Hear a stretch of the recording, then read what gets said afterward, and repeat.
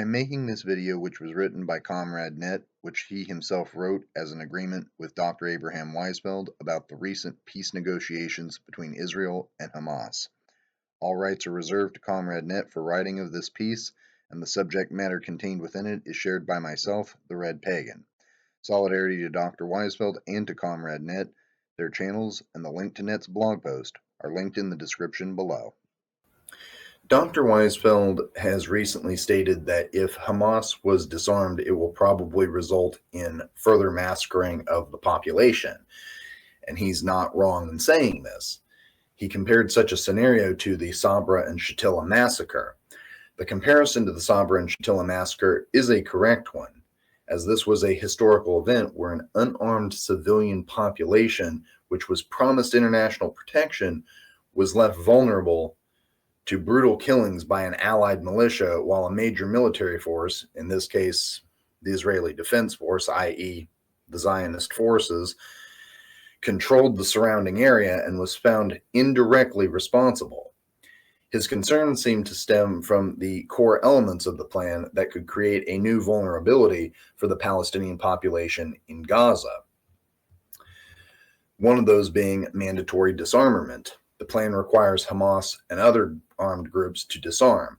Critics fear that the complete disarmament of Palestinian resistance leaves the civilian population with no means of self-protection against any future incursions or hostile actions, particularly if Israel maintains an open-ended security perimeter presence, as the plan suggests. And again, they are not wrong in having those fears, because this is exactly what would happen. Leaving someone defenseless like this, like, I don't know, trying to disarm trans people in the United States because, one or two shootings means that all of us need to be disarmed, right? It's because it's, easier to control your oppressed, marginalized groups if they can't fight back.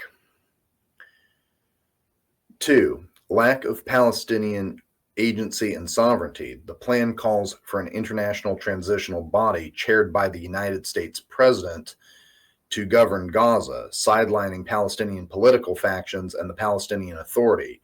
Critics argue this undermines Palestinian self-determination, which it does, and imposes a foreign-controlled administration, which it does, making the population subject to decisions made without their consent, which it does. Risk of unchecked force.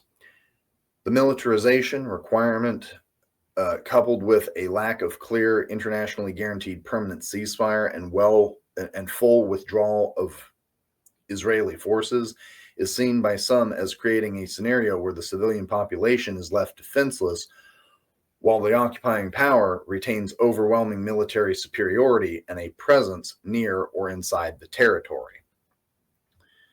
No accountability or enforceability. Concerns have been raised by some analysis that the plan lacks clear, enforceable international guarantees for a complete Israeli withdrawal, and that the disarmament of Hamas could simply be viewed as a full military surrender, which it would be. That is what Israel has been trying to get out of Palestine, out of Gaza, out of Hamas, out of Hezbollah. That's what they've been trying to get out of them this whole time. That's what that's what the U.S. and to some extent even the Western powers have been trying to get out of them. But this has been hardlined, pushed obviously by the United States and by the Zionist state. They don't want peace without the complete and total surrender of Hamas, of the Palestinian people. They want them to be completely defenseless. And so, this would potentially eliminate the main leverage Palestinians have and have had for decades to negotiate an end to the conflict and ensure the safety of the population. In summary, the fear is that stripping Gaza of its main armed faction, disarming the population without robust, verifiable, and permanent guarantees of safety, full Israeli withdrawal, and accountability under a genuinely sovereign Palestinian government could replicate a situation where a largely defenseless civilian population is at extreme risk, reminiscent of the tragic outcome at Sabra and Shatila. I'm RedPagan Nicole for the RedPagan Network, signing off. Until next time.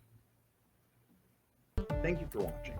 If you like news and politics from a leftist perspective, true crime, or informational videos on leftist philosophy and pagan belief practices, and would like to support the channel, please head over to my Patreon page and set up a monthly donation. Even a few bucks really helps me out. All links are provided in the description. Like, comment, and subscribe, and share on various social media. Hit the notification bell so that you never miss a video. I put out content regularly, so you will always get quite a bang for your buck.